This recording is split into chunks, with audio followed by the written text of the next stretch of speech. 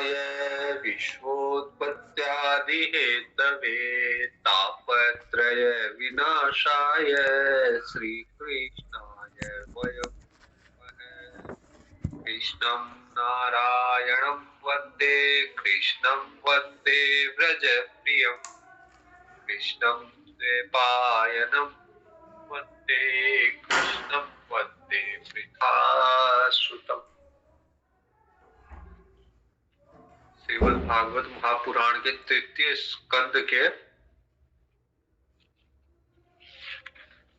वराह अवतार के प्रसंग में हम लोग है मैत्रेय ऋषि विदुर जी को वराह अवतार का सुना रहे हैं। तो ये जो अब तक हमने जितनी भागवत की है, मेरे हिसाब से लगभग 35-40 वीडियो बन गए होंगे। अपने मतलब 35-40 दिन की,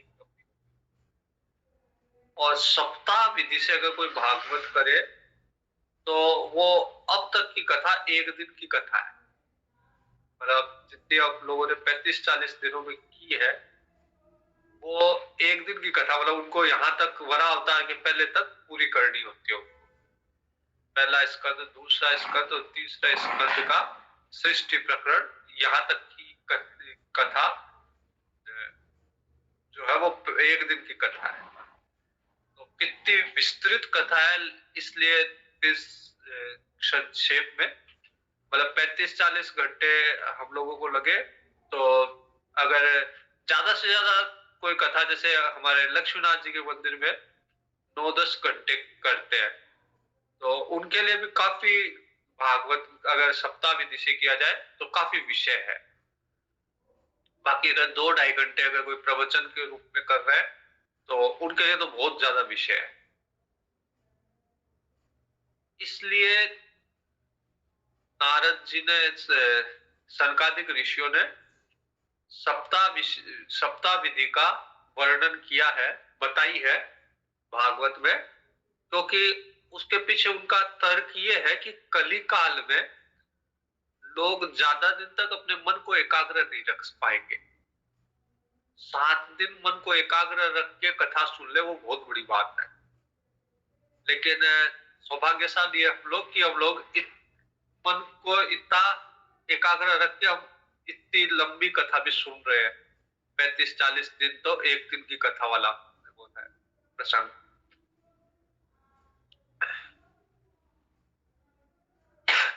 लेकिन थोड़ा सा मतलब तकलीफ ये भी होती है कि इतना विषय जब भागवत में है, लेकिन फिर भी आजकल क्या है कि बाहर के विषय भागवत के अंदर की चीज नहीं बताते लोग, बाहर के विषय बहुत बताते हैं।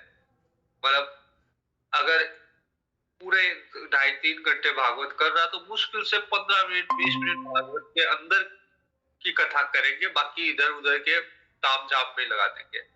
जबकि विषय इतना है भागवत में कि 10 घंटे भी करे तो भी 4 गुना विषय बचा हुआ है। इसलिए बहुत कम लोग हैं जो विस्तार से सुनना चाहते हैं, कहना चाहते हैं। लेकिन वास्तव में अगर हमारे ग्रंथों के प्रति और धर्म को अगर समझना है तो विस्तार से स्वाध्याय के रूप में भागवत को अवश्य पढ़ना चाहिए।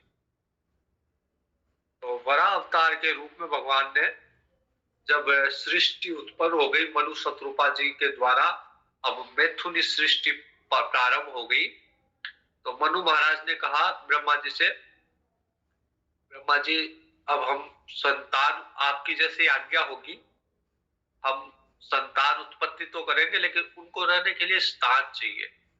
ब्रह्मा जी ने देखा कि सृष्टि रसातल में गई हुई है प्रलय काल में, तो फिर भगवान से प्रार्थना की, तो भगवान ने ब्रह्मा जी के अंदर से भगवान वराह के रूप में प्रकट हुए और भगवान ने रसातल में जाके उससे सूंघते हुए रसातल में गए। पृथ्वी का गुण है सुगंध, गंध जो है रूप रस गंध, स्पर्श रूप रस गंध, ये 5 जो विषय है वो अलग अलग पंच महाभूतों के 5 विषय है।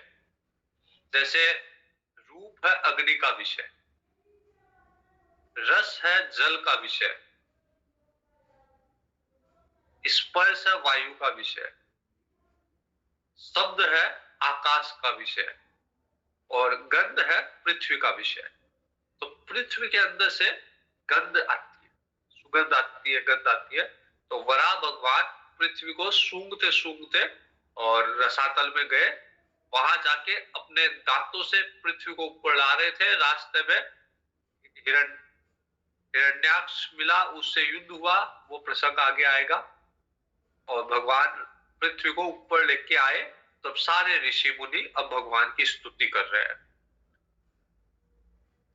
जितम जितम ते जित यज्ञ भावन त्रयीं तनुं स्वाम परिधुन्वते नमः यद्रोमगर्तेषु निलील्युरद्वारा तस्मै नमः कारणसूकरायते।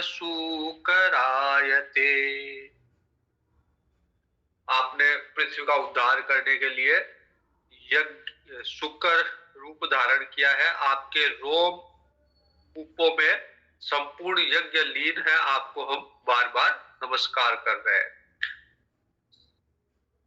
समस्त मंत्र, समस्त देवता, सारे द्रव्य, सारे यज्ञ, सारे कर्म आपका ही स्वरूप है, भगवान का ही स्वरूप है। सारे मंत्र, देवता, द्रव्य, यज्ञ, कर्म सब भगवान का ही स्वरूप है। आपको बार बार नमस्कार है। वैराग्य, भक्ति और मन की एकाग्रता, जिस ज्ञान का अनुभव होता है, जिससे ज्ञान का अनुभव होता है, वह आपका स्वरूप ही है। सबके विद्या गुरु आप ही हो। आपको पुनः पुनः प्रणाम।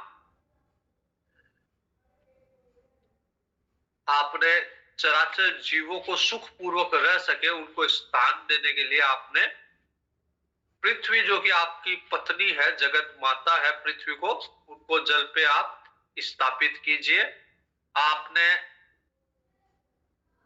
इसमें पृथ्वी में धारण करने की शक्ति के रूप में अपना तेज स्थापित किया है। अगर पृथ्वी में धारण करने की शक्ति, गुरुत्वाकर्षण बल ना हो तो पृथ्वी पे कोई टिक ही नहीं सके, क्योंकि पृथ्वी हमेशा घूमती रहती है। तो पृथ्वी का गुण है कि धारण करने, अन्यथा तो पृथ्वी के ऊपर जो अंतरिक्ष है वो उड़ा के ले जाए, लेकिन पृथ्वी में गुण है कि वो गुरुत्वाकर्षण बल है, धारण करने की शक्ति है, क्षमता है। तो भगवान ने ये क्षमता पृथ्वी को दी ताकि वो धारण करके रख सके जीवों को, और वो अपना संतुलन बना सके अन्य ग्रहों से। अगर पृथ्वी का संतुलन अन्य ग्रहों से नहीं हो तो पृथ्वी वापस रसातल में चली जाएगी।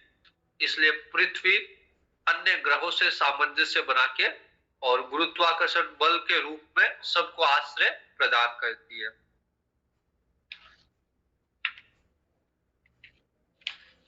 तो जैसे ऋषियों ने स्तुति की, भगवान ने अपने खुरों से जल को स्तंभित करते हुए, जल के अंदर स्थान बनाते हुए, जल को अलग करते हुए पृथ्वी को उस जल के ऊपर स्थापित कर दिया।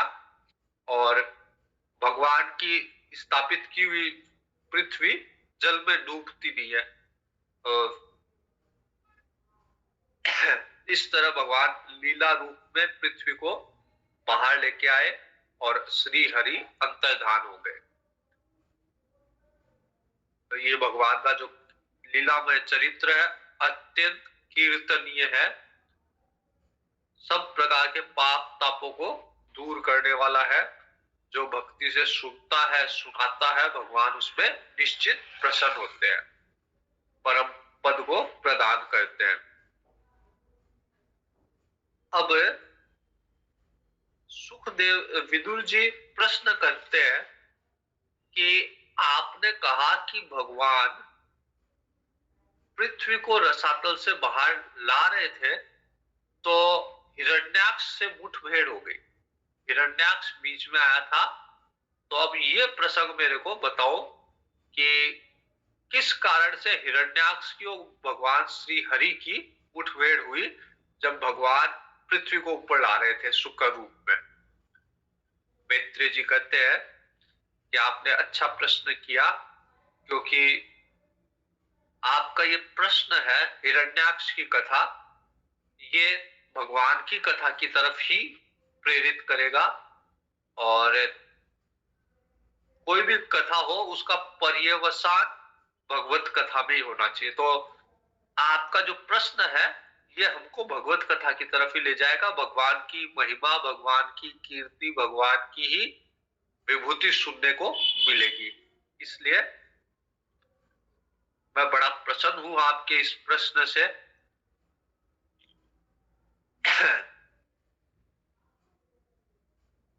अब मैत्रेय ऋषि कहते हैं कि एक बार क्या हुआ, दक्ष प्रजापति की पुत्री थी दिति। दिति एक बार शाम के समय, दिति और दिति के पति थे कश्यप ऋषि। कश्यप ऋषि के ही दिति से जो संतान है वो है दानव, राक्षस, और उनकी एक और पत्नी अदिति। उनसे जो संतान है वो सब देवता। तो देवता और दानव के पिता एक ही है, कश्यप ऋषि। कश्यप ऋषि से ही देवता उत्पन्न हुए और कश्यप ऋषि से ही दानव उत्पन्न हुए। इसलिए अगर किसी को गोत्र नहीं पता हो अपना, तो कश्यप गोत्र बोल देना चाहिए, क्योंकि किसी भी कुल में है वो आदि आदि जो ऋषि है वो कश्यप ऋषि है। कई पंडित लोग ब्रह्मणी गोत्र भी बोलते हैं कि ब्रह्म से उत्पन्न हुए हैं, लेकिन अगर ऋषियों के बारे में नहीं पता हो, ऋषि गोत्र नहीं पता हो, तो कश्यप ऋषि बोल सकते हैं, कश्यप गोत्र बोल सकते हैं।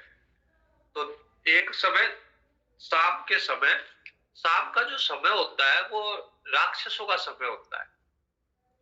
इसलिए उनके प्रभाव से बचने के लिए, राक्षसों के प्रभाव से बचने के लिए संध्या में भगवान का नाम लेना चाहिए, भगवान की आराधना करनी चाहिए।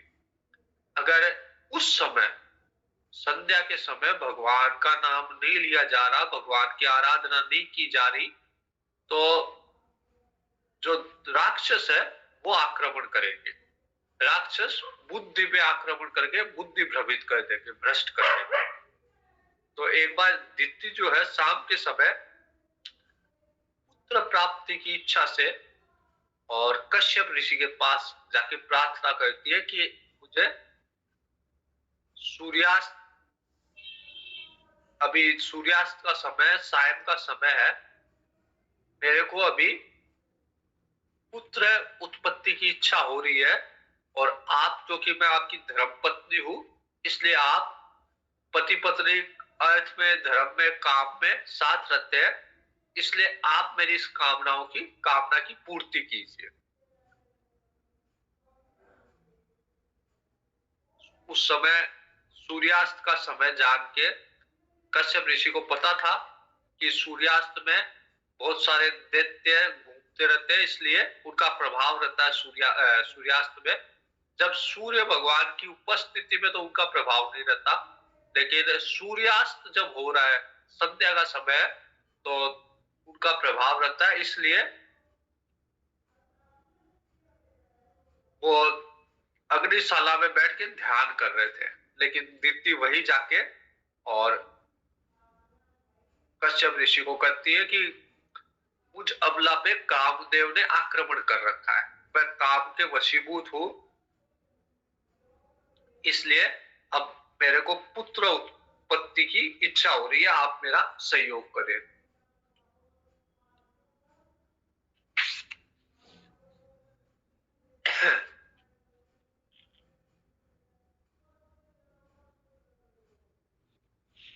फिर जो दक्ष प्रजापति की 13 पत्नियां थी, 13 पुत्रियां थी दक्ष प्रजापति की, और सब ने इच्छा व्यक्त की थी कश्यप ऋषि के साथ विवाह की। तो दीप्ति कहती है कि हमारा भाव जान के हमारे पिता ने अपनी 13 पुत्रियों का आपसे विवाह किया है, करवाया है। आप मेरी इच्छा को पूर्ण कीजिए।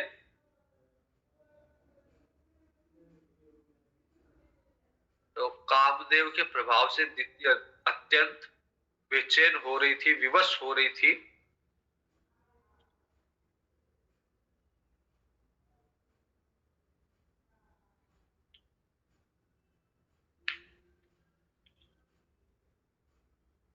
तो कश्यप ऋषि बहुत समझाते हैं दिति को कि निश्चित रूप से हम लोग गृहस्थाश्रम में हैं, और गृहस्थाश्रम में पति पत्नी अर्थ में, काम में और धर्म में साथ साथ रहते हैं। गृहस्थाश्रम में भी केवल पति पत्नी का संबंध अर्थ, धर्म और काम में होता है, मोक्ष में नहीं होता। मोक्ष के लिए, मोक्ष पुरुषार्थ के लिए दोनों स्वतंत्र है। पति अगर जैसे धर्म कार्य कोई कर रहा पति, तो उसको लिए बाध्य है, आवश्यक है कि वो पत्नी को साथ लेके कार्य करे। लेकिन यदि पति मोक्ष पुरुषार्थ में लगा हुआ है, पत्नी का सहयोग नहीं मिल रहा, तो पति अकेला उस मार्ग में आगे बढ़ जाए। उसको जरूरी नहीं कि वो पत्नी को साथ लेके चले। और एक कथा, एक कहानी तो इस तरह भी है कि एक बार एक राजा था, वो छिप मतलब अपनी पत्नी से छिपके राम का नाम लेता था। और पत्नी को, रानी को बड़ी तकलीफ थी कि राजा और तो सब अच्छा है, लेकिन ये कभी राम का नाम नहीं लेता, कभी राजा जी के मुंह से भगवान का नाम नहीं सुना। एक दिन जब शयन कर रहे थे राजा, तो उनके मुंह से राम राम निकला, और रानी बड़ी प्रसन्न हुई कि आज तो राजा जी के मुंह से राम नाम निकला। तो रानी ने दूसरे दिन उत्सव मनाने शुरू कर दिए। तो राजा ने पूछा कि आज ये उत्सव किस बात के है। तो रानी कहती है कि कल रात में आपके मुंह से राम नाम निकला। राजा कहते, अच्छा, जो चीज मैंने छिपा के ली, तेरे से भी छिपा के ली, वो आज प्रकट हो गई। तो फिर ऐसे जीवन का क्या लाभ कि मैं भजन भी करूं, भगवान का भजन भी करूं, उसको प्रकट हो जाए वो। और राजा ने प्राण त्याग दी। तो कहने का तात्पर्य यही है कि अर्थ, धर्म, काम में पति पत्नी साथ रहेंगे, मोक्ष पुरुषार्थ में अलग रहेंगे। तो कश्यप ऋषि दिति को समझा रहे हैं कि हम लोग गृहस्थाश्रम में है, और गृहस्थाश्रम दूसरे आश्रमों का आश्रय होता है।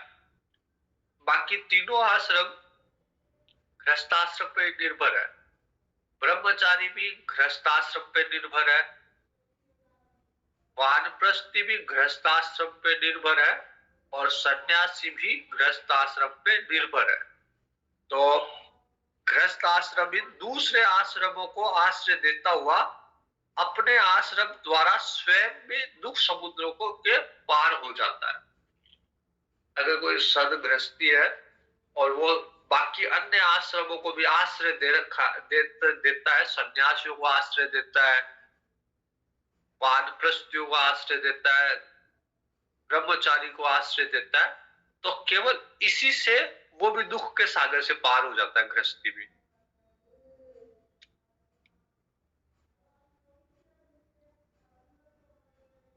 कश्यप ऋषि कहते हैं कि इंद्रिय रूप शत्रु अन्य आश्रमों वालों के लिए अत्यंत दुर्जय है।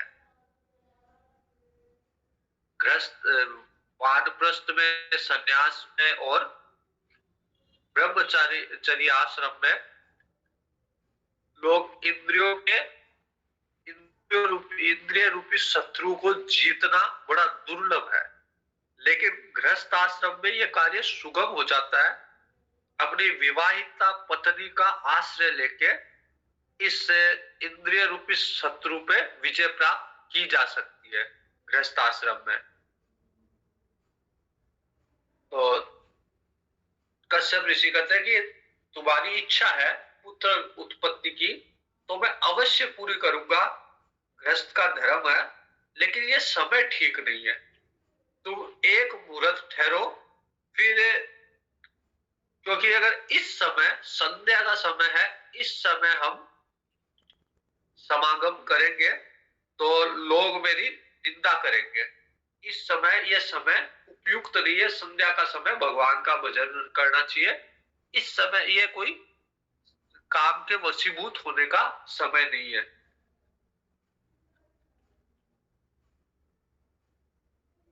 संध्या के समय भगवान शंकर अपने भूत प्रेतों आदि के साथ बैल पे चढ़ के विचरा करते हैं। तो महादेव जी दिति के बहनोई है। जो सती है उनकी, वो भी दक्ष प्रजापति की पत्नी है, और दिति भी दक्ष प्रजापति की पत्नी है, पुत्री है। सती भी दक्ष प्रजापति की पुत्री है और दिति भी दक्ष प्रजापति की पुत्री है। तो बहनोई हो गए इस भगवान शिव दिति के। तो कश्यप ऋषि कहते हैं कि आपके बहनोई जो है वो अभी भूत प्रेतों के साथ आएंगे, इधर उधर घूमेंगे। वो अपने अग्नि रूपी नेत्रों से सबको देखते रहते हैं। तो उनके समक्ष ये सारी काम की क्रिया करना उचित नहीं है।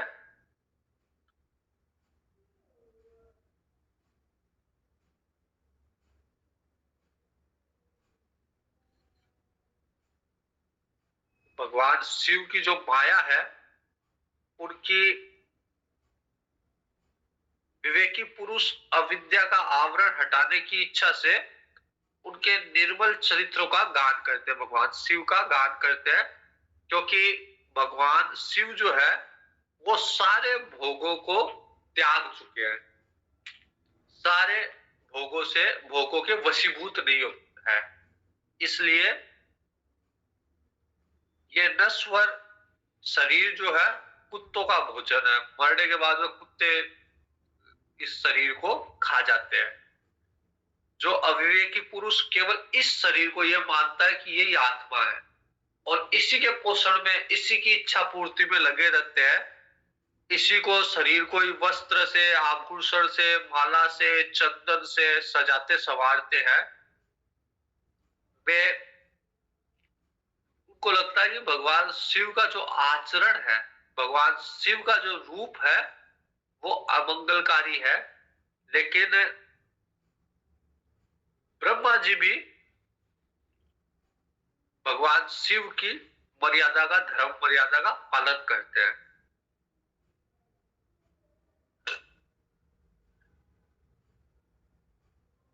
हालांकि भगवान शिव प्रेत जैसा आचरण करते हैं, लेकिन भगवान शिव की लीला को कोई समझ नहीं पाता। तो इस तरह से पति ने खूब समझाया, लेकिन दिति जो है कामातुर होने के कारण निर्लज्ज स्वभाव की हो गई। और फिर अंत में जब कश्यप ऋषि ने देखा अब कोई विकल्प नहीं है, तो फिर दिति की इच्छा के अनुसार उन्होंने इस निंदित कार्य को उस समय किया, संध्या के मुहूर्त में, इस काम वासना की पूर्ति के लिए ये कार्य किया, दिति की इच्छा के लिए। दिति को भी जब समागम पूरा हो गया तो दिति को भी लज्जा आई। दिति भी सोच रही है कि कश्यप ऋषि के समझाने पे भी मैंने कुछ समय का इंतजार भी नहीं कर पाई मैं, और संध्या के समय ऋषि के साथ समागम किया मैंने। दिति बोलती है कि मैंने भगवान रुद्र का अपराध किया है, और भगवान रुद्र के समय, भूत पिशाचों के समय मैंने समागम किया है। तो लेकिन अब मैंने अपराध तो किया है, लेकिन इस गर्भ की मैं रक्षा करना चाहती हूँ। इस गर्भ को नष्ट नहीं करना चाहती मैं।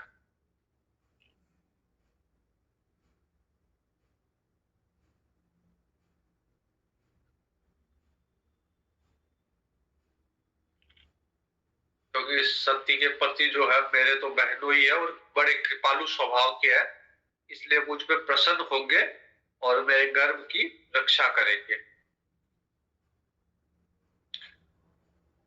तो मैत्रेय जी कहते हैं कि संध्या वंदन से निवृत्त होके जब कश्यप ऋषि ने देखा कि दित्ति कांप रही है, थर थर कांप रही है और प्रार्थना कर रही है, तो फिर कश्यप ऋषि ने दित्ति को कहा कि तुम्हारा जो हृदय था वो काम वासना से मलिन था, वह समय ठीक नहीं था, तुमको तुमने मेरी बात भी नहीं मानी और देवताओं की भी अवहेलना की है। तुम्हारी कोख से अब दो बड़े अमंगलकारी राक्षस उत्पन्न लेंगे, अधम अधम पुत्र उत्पन्न होंगे, जो लोगों पे जीवों पे अत्याचार करेंगे, जीवों को रुलाएंगे। ऐसे दो पुत्र उत्पन्न होंगे तुम्हारे गर्भ से।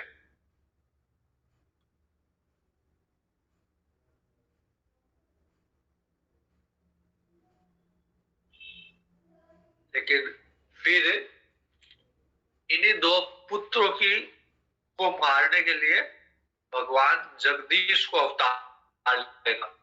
ऐसे ये दो पुत्र होंगे, हिरण्याक्ष और हिरण्यकशिपु, ये अन्य किसी से नहीं मरेंगे और इनको मारने के लिए भगवान जगदीश ही अवतार लेके आएंगे। दित्ति कहती है मैं यही चाहती हूँ कि मेरे पुत्र अन्य किसी से ना मरे, बस साक्षात भगवान चक्रपाणि के हाथ से ही मरे।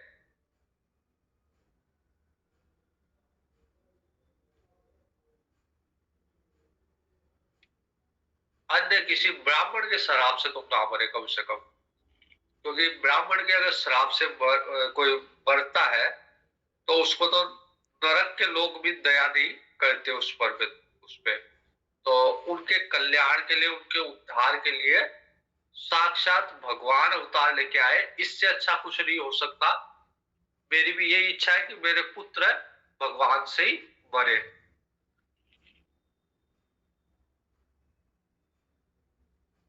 कश्यप ऋषि कहते हैं कि तुमने वो घृणित कार्य किया है, उसके लिए तुम पश्चाताप भी प्रकट कर रही हो, तुमको उचित अनुचित का ज्ञान भी हो गया है और भगवान शिव के प्रति, मेरे प्रति तुम्हारा बहुत आदर भी है, इसलिए तुम्हारे इन पुत्रों में का एक पुत्र होगा जो भगवान का बहुत बड़ा भक्त होगा, जो सत्पुरुष होगा और भगवान का भक्त होगा, जिसके पवित्र यश को भगवान के भक्त लोग भी गाएंगे। प्रहलाद जी महाराज के रूप में, दित्ति के पुत्र के रूप में भक्त प्रहलाद जी का जन्म होगा।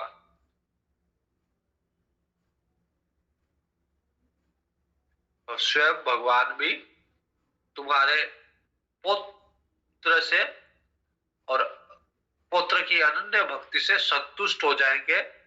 ये बालक जो होगा वो भगवत भक्त होगा, उदार हृदय होगा, प्रभावशाली होगा, महान पुरुषों के द्वारा भी पूज्य होगा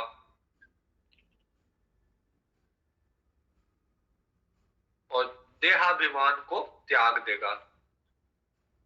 वह विषयों से अनासक्त होगा, शीलवान होगा, गुणों का भंडार होगा, दूसरों की समृद्धि में सुख और दूसरों के दुख में दुख मानने वाला होगा, जिसका कोई शत्रु नहीं होगा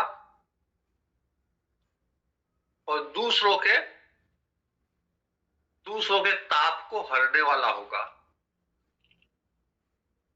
संसार के शोक को शांत करने वाला होगा।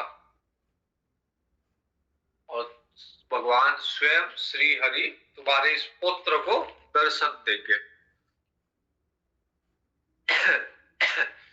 तो दित्ति ने जब सुना कि मेरा पुत्र भगवान का भक्त होगा, दित्ति को बड़ा आनंद हुआ।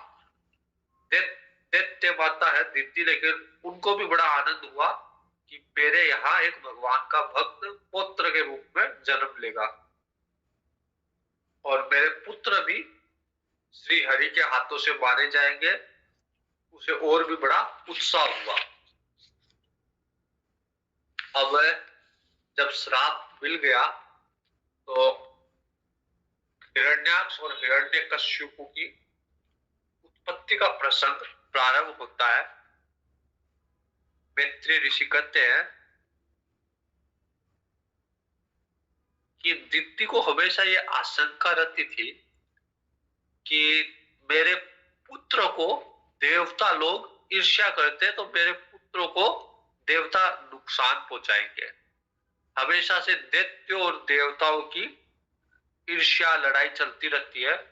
तो इसलिए दिति ने हिरण्याक्ष और हिरण्यकश्यप जो गर्भ में है उनको उत्पन्न नहीं कर रही, गर्भ में ही रख रही है दिति। 100 वर्षों तक अपने उदर में ही रखा दिति ने, बाहर निकालती नहीं। उसको भय है कि बाहर निकालूंगी तो ये देवता लोग मार डालेंगे। हालांकि कश्यप ऋषि ने ये वरदान दिया है कि भगवान श्री हरि के द्वारा मारे जाएंगे, लेकिन फिर भी दिति को ये भय है कि देवता लोग मेरे पुत्र को कष्ट पहुंचाएंगे। तो जब 100 वर्ष तक हिरण्याक्ष और हिरण्यकशिपु दिति के गर्भ में है तो चारों तरफ सब दिशाओं में अंधकार छा गया। बड़ी अव्यवस्था हो गई संसार में। 2 राक्षस जो जन्म नहीं ले रहे, इसके कारण संसार में बड़ी अव्यवस्था हो गई। सूर्य आदि का प्रकाश भी क्षीण हो गया। उस गर्भस्थ तेज से ही इतना तेज था, उस गर्भ में माता दिति के गर्भ में इतना तेज था कि सूर्य का तेज भी फीका पड़ गया और सब दिशाओं में अंधकार छा गया। देवता लोग भयभीत हो गए और देवता लोग जाके ब्रह्मा जी से प्रार्थना करते हैं। तो ब्रह्मा जी कहते हैं कि ये दिति का गर्भ है जिसके कारण दिन रात का विभाग भी अस्पष्ट हो गया, क्योंकि अंधेरा रहता, पता ही नहीं चलता कब रात हुआ कब दिन हुई। इसके कारण सारे कर्म लुप्त हो गए। अब रात ही रात रहे, दिन हो ही नहीं, तो कब तो व्यक्ति ड्यूटी में जाएगा, कब कार्य करेगा, तो सारे कर्म सारी व्यवस्था ठप हो गई। सारे देवता जाके ब्रह्मा जी से प्रार्थना करते हैं।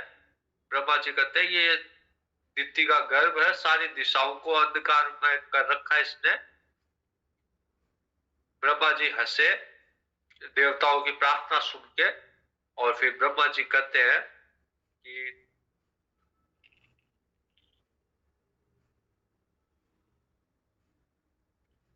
ब्रह्मा जी पूरी कथा सुनाते हैं कि कैसे कश्यप और कैसे हिरण्याक्ष और हिरण्यकशिपु का जन्म हुआ। तो ब्रह्मा जी कहते हैं कि एक बार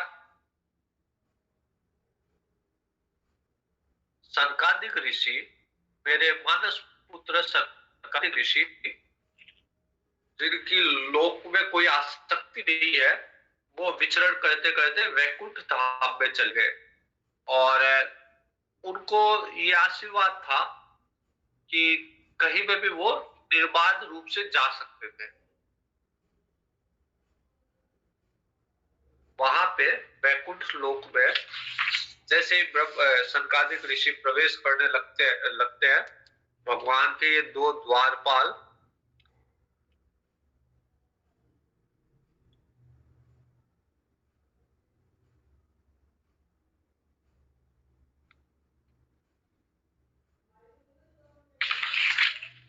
भगवान के द्वारपालों ने भगवान का जो स्वभाव है उसके विपरीत, क्योंकि भगवान तो कभी भी भक्तों को रोकते नहीं है, लेकिन द्वारपाल है, इनको अभी भगवान के स्वभाव का पूर्ण ज्ञान नहीं है। इसलिए जय विजय नाम के 2 द्वारपाल, इन्होंने देखा कि ये 4 बालक, 5 वर्ष के बालक आ रहे हैं दिगंबर वृत्ति के, कोई वस्त्र धारण नहीं कर रखा इन्होंने, तो उन द्वारपालों ने इनको रोक दिया। और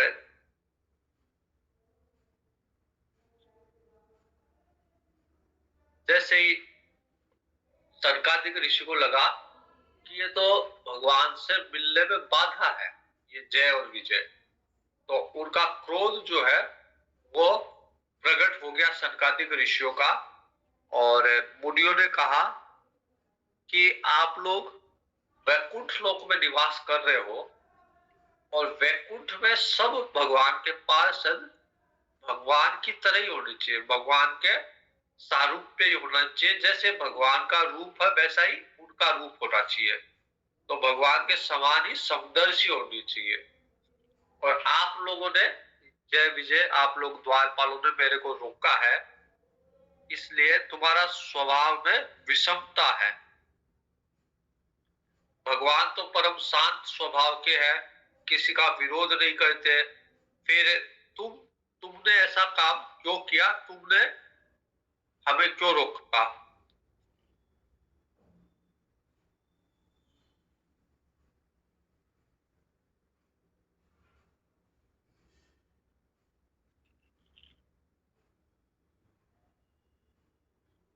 सनकादिक ऋषि कहते हैं कि तुम लोगों में शायद अहंकार आ गया, और इसलिए तुम्हारे कल्याण के लिए अब हम लोग विचार कर रहे हैं कि तुमको दंड देवे।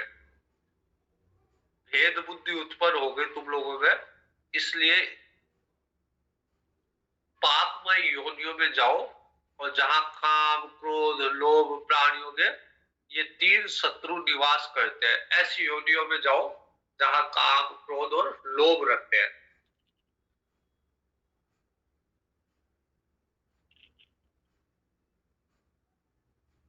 तो सनकादिक ऋषियों ने श्राप दिया कि 3 बार पृथ्वी लोक में जाके राक्षस के रूप में जन्म लो। एक बार हिरण्याक्ष हिरण्यकशिपु के रूप में, एक बार रावण और रावण और कुंभकर्ण के रूप में, और एक बार भगवान कृष्ण के समय दंतावक्र और शिशुपाल के रूप में। तो भगवान के पास जय विजय ने 3 बार अवतार, 3 बार राक्षस बने, और उनके उद्धार के लिए भगवान ने 4 अवतार लिए। हिरण्याक्ष हिरण्यकशिपु के लिए अलग अलग अवतार लिए, शुक्र अवतार और नरसिंह अवतार, और रावण और रावण और कुंभकर्ण के उद्धार के लिए एक अवतार लिया, राम अवतार, और दंतावक्र और शिशुपाल के उद्धार के लिए एक अवतार लिया, कृष्ण अवतार। 3 भाव से जय विजय सनकादिक ऋषियों के चरणों में पड़ गए। कहते हैं कि हम अवश्य अपराधी है, हमें भगवान का अभिप्राय नहीं समझ में आया, इसलिए हमने आपको रोका, हमने उनकी आज्ञा का उल्लंघन किया।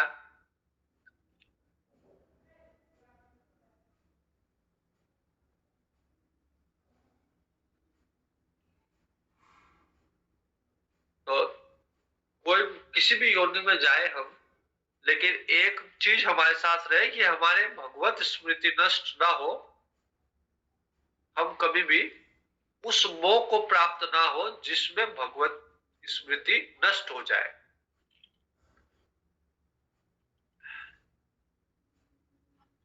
उधर भगवान को जब पता हुआ चला कि द्वारपाल जो है वो सनकादिक ऋषि का अनादर कर रहे हैं, तो लक्ष्मी जी के सहित भगवान तुरंत द्वार पे आए, वहां पहुंचे, और सनकादिक ऋषि को देख के भगवान वहां पहुंच के अपनी कृपा सुधा की वर्षा करने लग गए। श्री हरि को देख के सनकादिक मुनीश्वरों ने प्रणाम किया, उनके नेत्र तृप्त नहीं हो रहे थे भगवान के दर्शन करके, और फिर सनकादिक कृतकृत्य हो गए, और फिर सनकादिक ऋषियों ने भगवान की स्तुति की। यो अंतर्हितो हृदिगतो विदुरात्मना त्वं सो सो देवनो नयन मूलमनंतराधः यरेव कर्णविवरेण गुहां गतो नः पितानुवर्णितरहा भवद उद्भवेन। सनकादिक ऋषि कहते हैं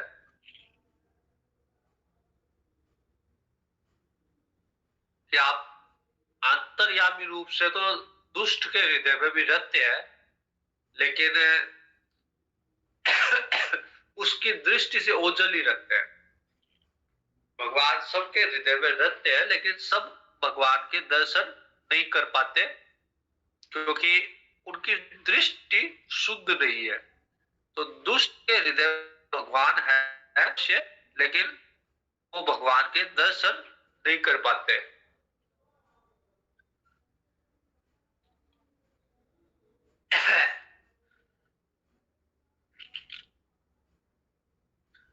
लेकिन आज हमारे सामने साक्षात विराजमान हुए हो, हम आपके साक्षात दर्शन कर रहे हैं। हमारे पिता ब्रह्मा जी ने आपका रहस्य का वर्णन किया है।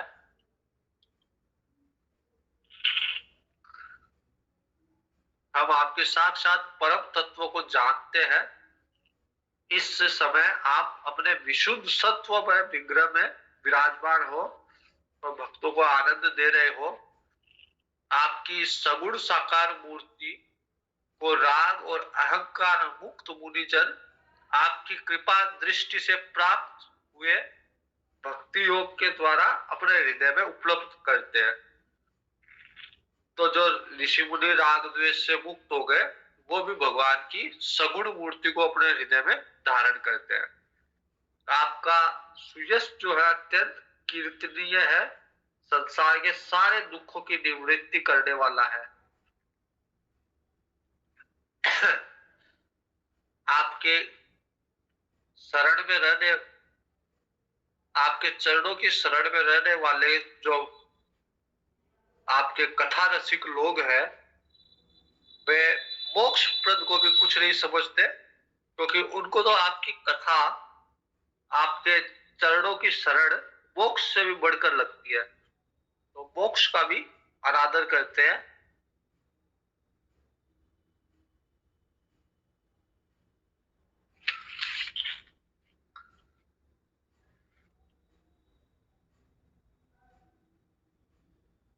तो हमारा चित्त जो है वो भंवरे की तरह आपके चरण कमल में ही रमण करे।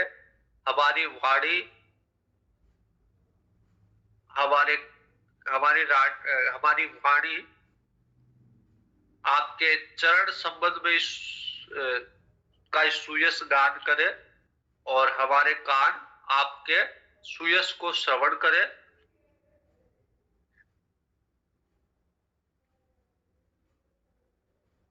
भले ही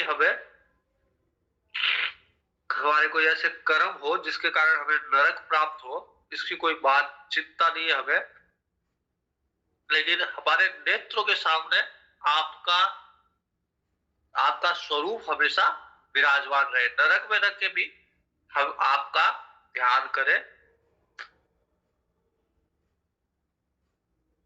इस प्रकार स्तुति करते करते सनकादिक ऋषियों ने भगवान को प्रणाम किया और जय विजय का अब वैकुंठ से पतन होता है। ब्रह्मा जी कहते हैं कि जब सनकादिक ऋषियों ने इस तरह से प्रणाम किया, स्तुति की, तो भगवान प्रसन्न हो गए और भगवान ने कहा कि ये जय विजय मेरे पार्षद है, इन्होंने निश्चित रूप से आपका अपराध किया है जय विजय ने।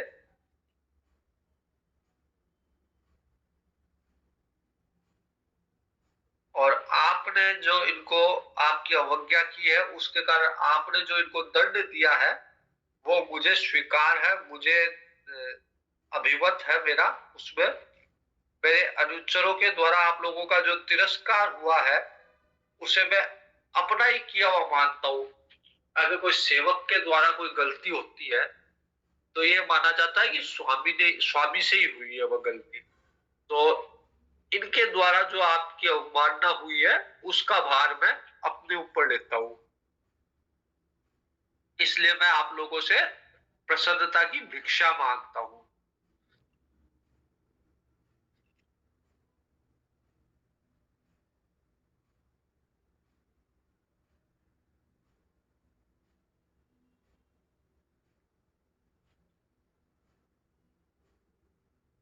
भगवान कहते हैं कि ब्राह्मण, गाय और अनाथ प्राणी ये मेरे ही शरीर है,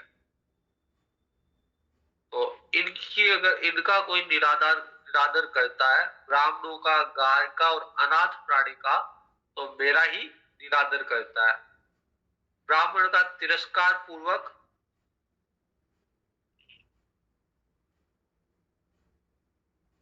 कोई अगर निरादर करता है तो मैं उससे अप्रसन्न होता हूं, और ब्राह्मणों की, गाय की और अनाथ प्राणी की कोई सेवा करता है तो मैं उससे प्रसन्न हो जाता हूं।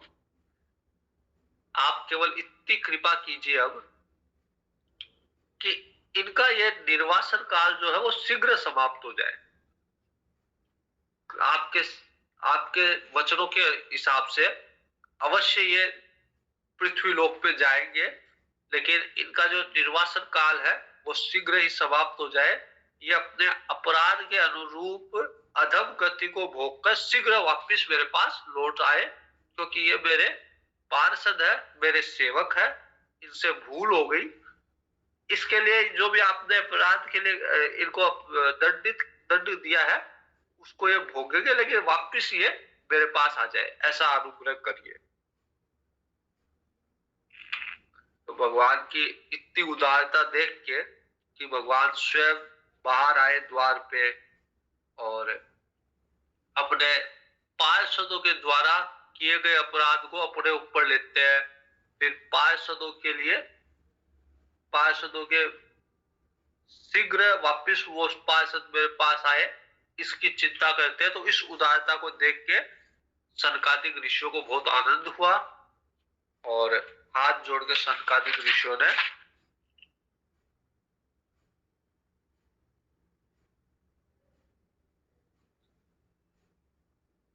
कहा कि सनातन धर्म आपसे ही उत्पन्न हुआ है, आपके अवतारों द्वारा ही समय समय पे उसकी रक्षा होती है।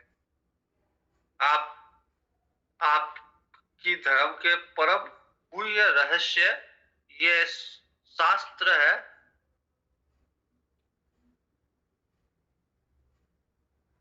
और इनका अध्ययन करके निवृत्ति परायण योगी जन भी मृत्यु रूपी संसार से पार हो जाते हैं।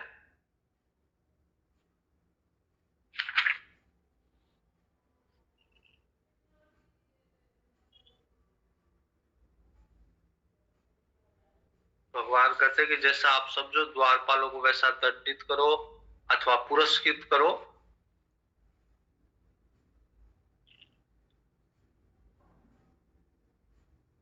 और भगवान कहते हैं कि ये जो आपका जो श्राप है वो मेरी प्रेरणा से है, मतलब मैं चाह रहा था कि ये लोग मृत्यु लोक में जाए, इसलिए मैंने आपको प्रेरित किया, और ये अब दैत्य योनियों को प्राप्त होंगे और जल्दी मेरे पास वापस लौट के आ जाएंगे।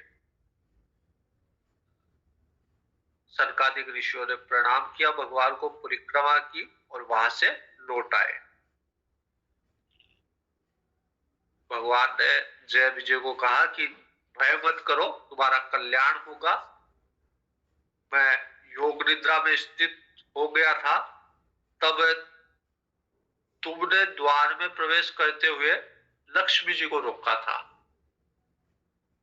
उस समय उन्होंने क्रुद्ध होकर पहले से तुमको श्राप दे रखा है, लक्ष्मी जी ने पहले तुमको श्राप दे रखा है। अब दैत्य योनि में मेरे प्रति क्रोधाकार वृत्ति रहने से तुम्हें जो एकाग्रता होगी, दैत्य योनि है, सात्विक नहीं हो तामसिक हो तो क्रोध भी होगा, लेकिन क्रोध भी मेरे प्रति होगा, तो वृत्ति मेरे में होगी, इसलिए तुम पाप से मुक्त हो जाओगे और थोड़े समय में मेरे पास वापस लौट के आ जाओगे।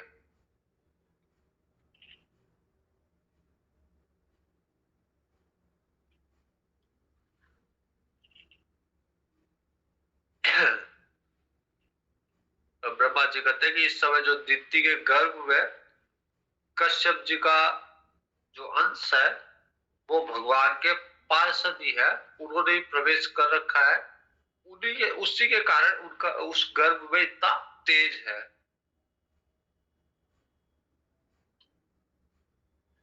ब्रह्मा जी कहते हैं भगवान जो तीनों गुणों के नियंता है हमारा कल्याण करेंगे।